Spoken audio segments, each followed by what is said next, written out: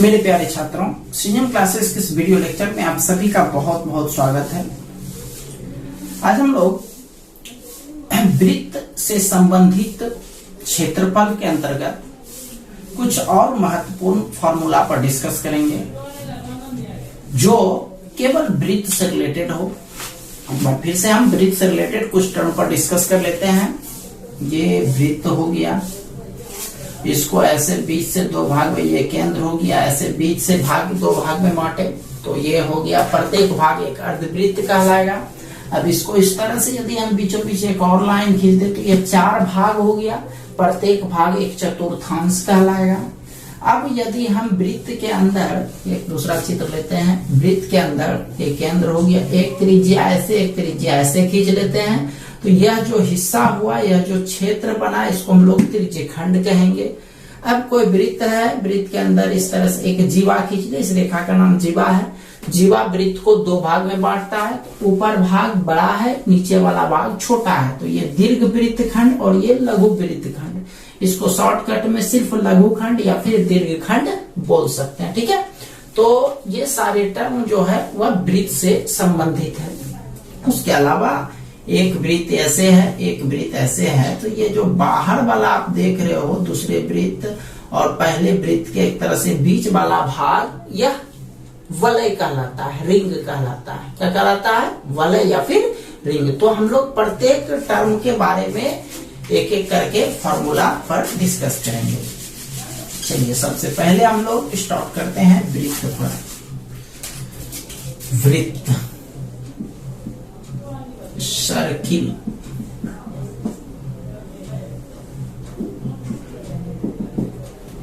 वृत्त,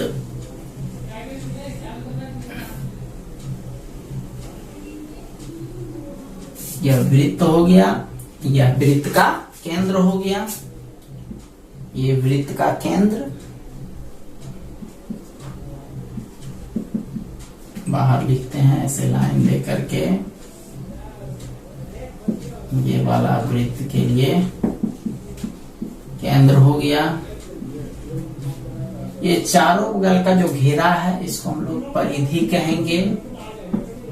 परिधि केंद्र से जब हम लोग इस तरह से मिलाते हैं तो यह जो केंद्र से परिधि तक की जो दूरी होती है इसको हम लोग त्रिज्या कहते हैं, त्रिज्या कहते हैं, ठीक है।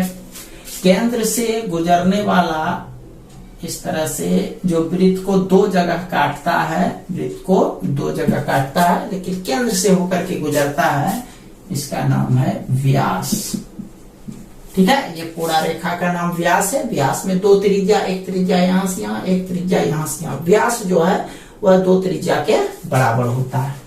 अब वृत्त के अंदर इस तरह से ऐसे कोई भी रेखा खींच दें तो उसको हम लोग जीवा कहते हैं। क्या कहते हैं? जीवा। चलिए यहीं पर खींच देते हैं,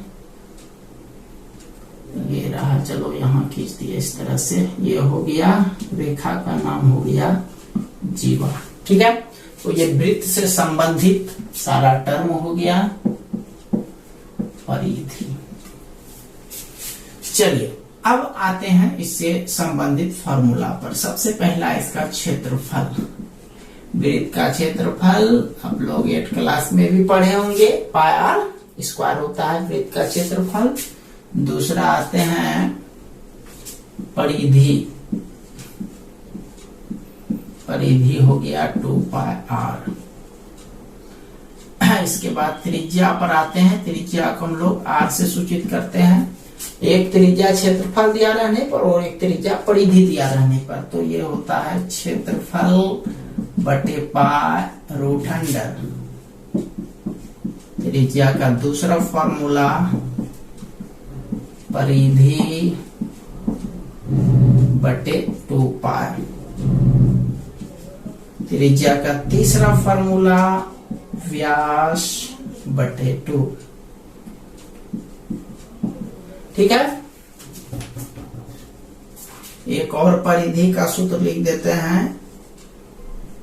परिधि का एक और सूत्र पाई इंटू डी, क्योंकि 2r मिलकर के डी कहलाएगा, डी माना व्यास। ये हो गया वृत्त से संबंधित विभिन्न प्रकार का फॉर्मूला, इसको आप लोग याद रखिएगा। वृत्त के बाद आते हैं अर्धवृत्त। अर्धवृत्त सेमी सर्किल, सेमी सर्किल अर्धवृत्त। यह आधा वृत्त होता है, ये पूरा वृत्त हुआ। अब आधा वृत्त, वृत्त का आधा हिस्सा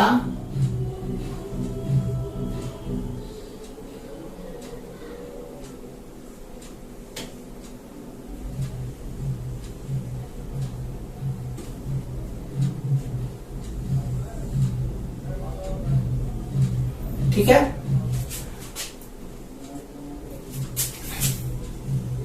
चलिए इसमें क्षेत्रफल पर आते हैं। ये तो पक्का है कि ये जो है वृत्त का आधा ही अर्धवृत्त होता है, तो वृत्त का क्षेत्रफल का पाई आर स्क्वायर। तो आप सोच लो इसका क्या हो जाएगा, हाफ पाई आर स्क्वायर। ठीक है। चलिए नेक्स्ट आते हैं इसके परिधि। देखिए एक्चुअली ध्यान रखिएगा एक चीज, ये परिधि जो है एक स्पेशल शब्द है, ये सब के लिए यूज नहीं होता है। परिधि यूज होता है केवल वृत्त के टर्म में। वृत्त के चारों बगल के घेरा को परिधि कहते हैं। और उसी तरह से यदि यही चीज आयत में आए तो आयत में परिमिति या परिमाप कहते हैं, वर्ग में आए तो परिमिति या परिमाप कहते हैं, लेकिन वृत्त के लिए चारों बगल के घेरा को परिधि कहते हैं। ठीक है। और वही चीज अर्धवृत्त के लिए आ जाए तो अर्धवृत्त में देखिए यहां तक तो आपका गोल वाला घेरा है, सॉरी यहां तक जो है एक वक्र वाला घेरा है, लेकिन ये वाला जब तक नहीं हो तो यह घेरा पूरा तरह से नहीं बनता। इसको यदि हम मिटा दें तो आपको लगता है चारों बगल से ढका हुआ, चारों बगल से घिरा हुआ तो नहीं लग रहा। इसीलिए घेरा का मतलब यहाँ पर यह भी हो गया, वक्र भाग भी हो गया और लाइन भी हो गया।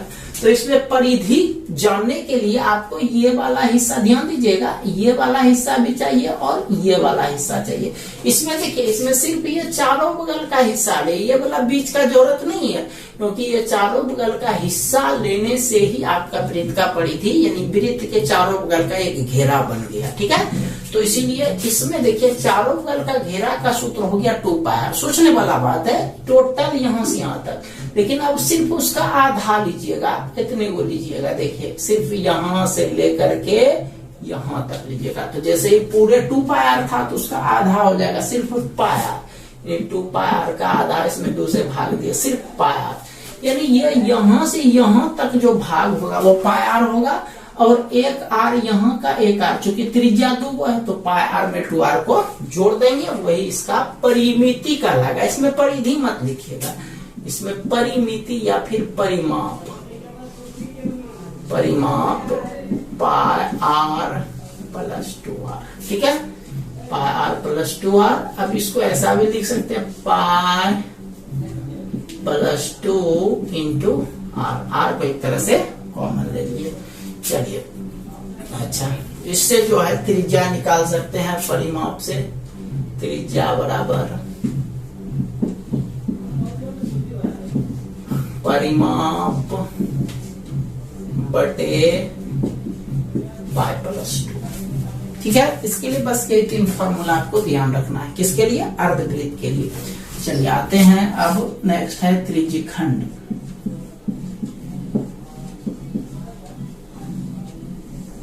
त्रिज्यखंड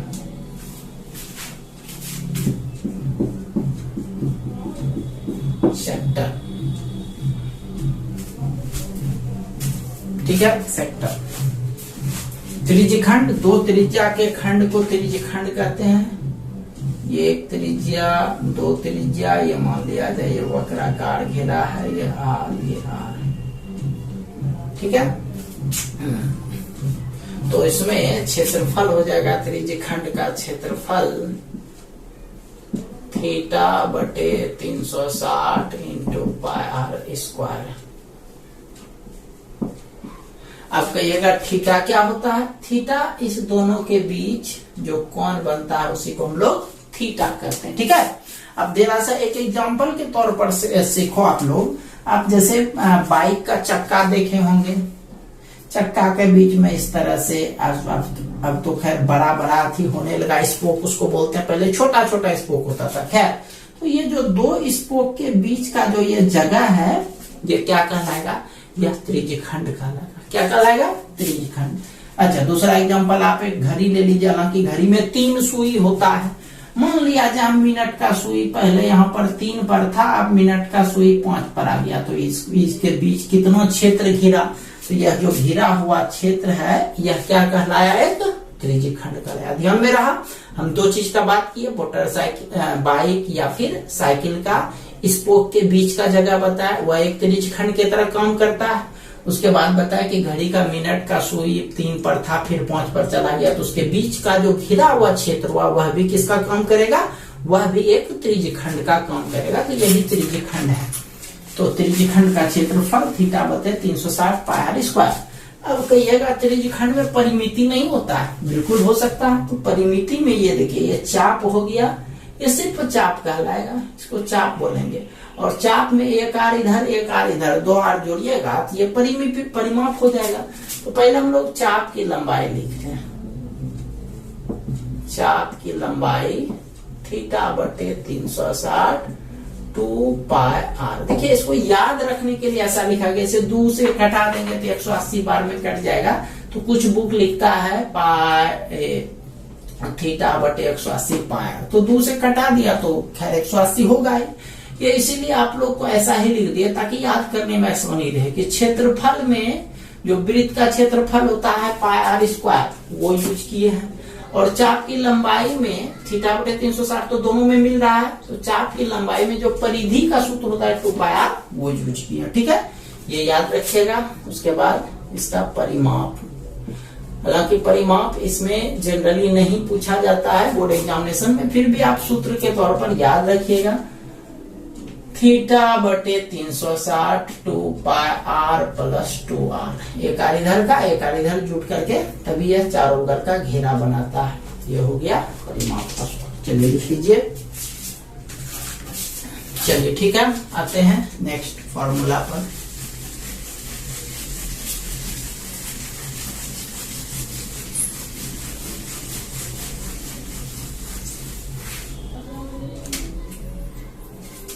त्रिज्यखंड के बाद आते हैं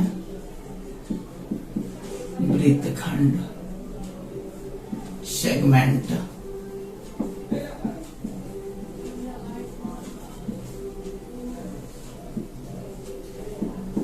सेगमेंट तो वृत्त का एक हिस्सा, ये वृत्त हो गया। तो वृत्त में ये तो खैर केंद्र हो गया, ये एक रेखा खींचती है, तो ये 2 सेगमेंट बट गया, 2 खंड में बट गया। तो एक खंड जो है ऊपर पे दीर्घ है, तो इसको बोलेंगे दीर्घ वृत्त खंड। और ये जो नीचे है वो छोटा है, इसको छोटा को लघु बोलते हैं, लघु वृत्त खंड। ठीक है, अब ये सोचो, ये पूरा क्या है? एक वृत्त है। मान लिया जाए इस वृत्त का क्षेत्रफल जो है 100 सेंटीमीटर स्क्वायर, मान लिया जाए, हम पूरा का बात करें। ठीक है, और ये जो छोटा वाला हिस्सा है इसका मान जो है 20 सेंटीमीटर स्क्वायर है, ये नीचे वाला लघुखंड का। अब बोलेंगे कि दीर्घ का बताइए, तो क्या कीजिएगा? पूरे वृत्त में निचलता को घटा दीजिएगा, है ना। ये जो नीचे वाला है इसको घटा देंगे तो ऊपर वाला बचेगा। यानी ये जो दीर्घ खंड है या दीर्घ वृत्त खंड है उसका क्षेत्रफल निकालने के लिए क्या करेंगे? पूरे के क्षेत्रफल में लघु के क्षेत्रफल को घटा देंगे। ठीक है, चलिए इसको मिटाते हैं, चलते हैं इसके सूत्र में। अब ध्यान रखिएगा, ये जो लघु वृत्त खंड दिखा हुआ है इसको सिर्फ लघु खंड भी बोल सकते हैं। लघु खंड बोलेंगे तो समझिएगा लघु वृत्त खंड का चर्चा कर रहे हैं। हम लघु खंड ही लिखते हैं, लघु वृत्त खंड भी यहाँ लिख दिए, यहाँ लघु खंड का क्षेत्रफल। जितना सूत्र अभी तक पढ़े हैं सबसे लंबा सूत्र इसी का है, थीटा बटे 360 pi r square minus half r square sine theta. ठीक है, एक सूत्र ये हो गया। इसी का एक बनावटी सूत्र आर स्क्वायर कॉमन यदि ले लें, ये लिखेंगे आर स्क्वायर थीटा पाई बटे 360 हाफ साइन थीटा। ठीक है, ये हो गया लघुखंड का क्षेत्रफल। अब आते हैं दीर्घखंड का क्षेत्रफल। क्या बताया आपको कि पूरे वृत्त के क्षेत्रफल में लघुखंड के क्षेत्रफल को घटा देंगे। ये लिखेंगे वृत्त का क्षेत्रफल घटाओ लघुखंड का क्षेत्रफल। हालांकि देखिए एक चीज और इसमें क्लियर कर दें कि ये जो आप देख रहे हो साइन थीटा, तो थीटा एक प्रकार का एंगल है और साइन आ गया तो ये त्रिकोणमिति से संबंधित है, जो आपको अभी नहीं पढ़ाया गया है। तो इसके बाद जो है चैप्टर के बाद हो सकता है हम वो चैप्टर शुरू करें, तो फिर भी इसमें कुछ याद रखिएगा। यहाँ पर इंपोर्टेंट सूत्र लिख देते हैं इससे रिलेटेड कि साइन 30 डिग्री का मान 1/2 होता है। अब ये से याद कर लीजिएगा, साइन 45 का 1/√2, साइन 60 का √3/2, ये 3 मान हुआ। साइन 90 का मान 1, साइन 135 डिग्री का मान यही जो ऊपर लिखे हैं, साइन 150 डिग्री का मान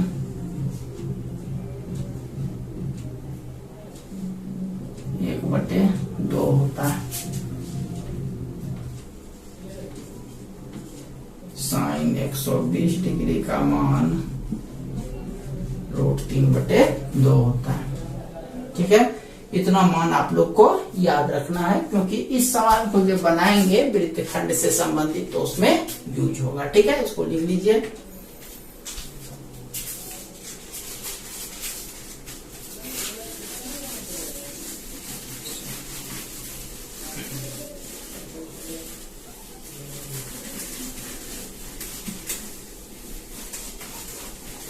चलिए आते हैं नेक्स्ट फॉर्मूला पर।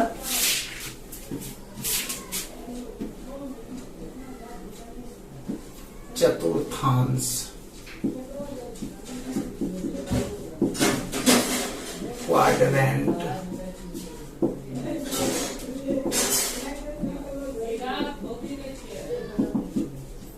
चतुर्थांश क्वाड्रेंट। ठीक है, चतुर्थांश में देखिए ये चतुर्थ हिस्सा होता है केवल, तो हम इसको एक वृत्त आपको शुरू में बताया कि ये वृत्त हो गया। वृत्त को ऐसे ये केंद्र से होते हुए 2 लंबवत रेखा खींच देंगे तो 4 भाग में बट गया और प्रत्येक भाग एक चतुर्थांश कहलाता है। तो हम सिर्फ एक भाग ही बनाते हैं।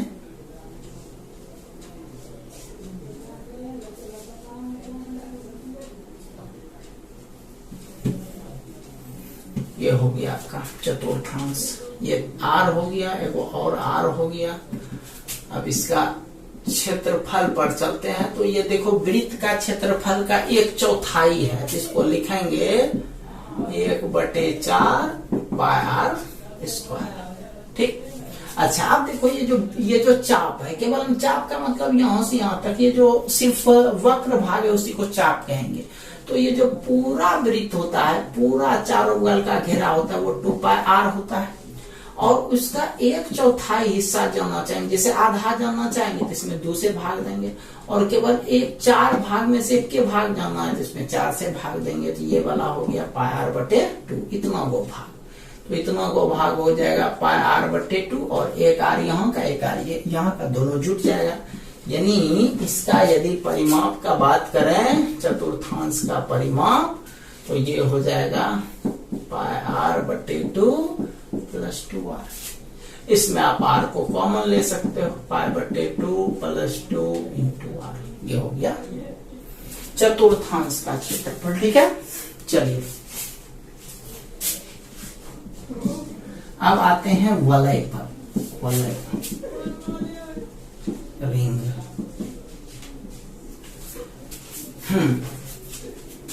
रिंग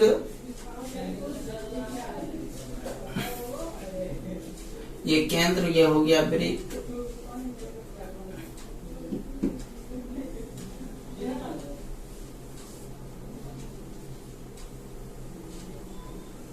ये हो गया दूसरा वृत्त। केंद्र से यहां तक का दूरी एक त्रिज्या कहलाया, और यहां से एक और दूरी ये वाला दूसरा त्रिज्या कहलाया। टोटल ये दूरी 2 त्रिज्या इसमें होता है। तो इसमें सिर्फ क्षेत्रफल का सूत्र आपको जानना है।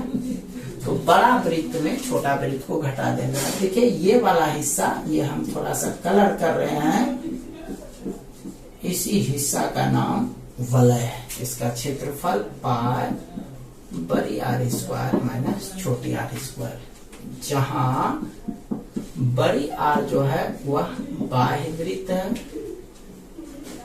बाह्य त्रिज्या, और छोटा आर जो है वह है आंतरिक त्रिज्या, अंतः त्रिज्या। बाह्य त्रिज्या और आर मना अंतः त्रिज्या। चलिए इसको पूरा कर लीजिए आप लोग।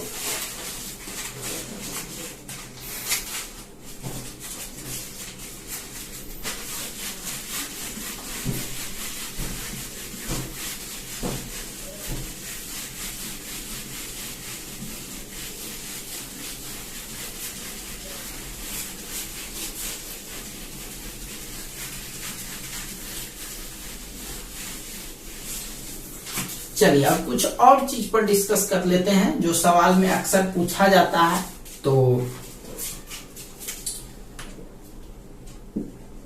अब देखिए, वृत्ताकार मैदान के एक चक्कर लगाने में, हालांकि इस पर डिस्कस कर चुके हैं, लगाने में तय की गई दूरी, यदि आप वृत्ताकार मैदान का चक्कर लगा रहे हो तो उसके दूरी यानी चारों बगल का दूरी को हम लोग क्या कहते हैं? परिधि कहते हैं। तो ये होता है परिधि, ये हम लोग लिखेंगे वृत्त की परिधि, ये होता है। यानी आपको ये पूछा जाएगा कि एक चक्कर लगाने में, वृत्ताकार मैदान के एक चक्कर लगाने में कितना दूरी तय होगा, तो आप क्या निकाल दीजिएगा? वृत्त का परिधि निकाल दीजिएगा। इसका सूत्र भी आप लोग को पता है, 2πr होता है। दूसरा मैटर घड़ी से संबंधित है। ये घड़ी जो है इसके वृत्त के केंद्र पर टोटल 360 डिग्री का कोण बनता है। अब आपसे ये पूछेंगे कि जब 360 डिग्री का कोण बनता है तो मिनट का सुई 1 मिनट में कितना डिग्री का कोण बनाएगा? अब देखो, पूरा जब यहां से चलता है मिनट वाला सुई तो 60 मिनट चलता है। कितना मिनट चलता है? 60 मिनट चलता है। तो 60 मिनट और टोटल कोण 360 डिग्री होता है, तो 360/60 करते हैं तो 1 मिनट में कितना डिग्री का कोण बनता है? 6 डिग्री का कोण बनता है। तो इसको लिखेंगे मिनट की सुई द्वारा 1 मिनट में बनाया गया कोण। तो ये हो जाएगा 6 डिग्री। वही घंटा वाला का बात करें तो आप देखे होंगे कि घड़ी में जो लिखा रहता है 12, 6, 3, 9, तो टोटल 1, 2, 7, 8, 10, 11, टोटल 12 घंटा होता है ना। तो 12 बार इसको तय करना पड़ता है, घड़ी को घूमना पड़ता है, लेकिन जब 12 बार भी घूमेगा तो 360 डिग्री ही कोण बनाएगा। तो 360/12, तो ये 30 डिग्री का कोण बना। कितना देर में? 1 घंटा में, या घंटे की सुई द्वारा 1 घंटे में बनाया गया कोण कितना डिग्री? 30 डिग्री। चलिए वही लैंग्वेज लिखते हैं। घंटे की सुई द्वारा 1 घंटा में बनाया गया कोण 30 डिग्री। ठीक है, तो ये आप याद रखिएगा। ज्यादा मैक्सिमम सवाल जो है ये मिनट की सुई से संबंधित पूछा जाता है, क्या जो भी हो। तो जितना भी फार्मूला आप लोगों को लिखाया गया है उसको आप लोग अच्छे से याद कर लीजिएगा। ठीक है, मिलते हैं हम लोग कल एक नए वीडियो लेक्चर के साथ। तब तक के लिए आप सभी का बहुत बहुत धन्यवाद।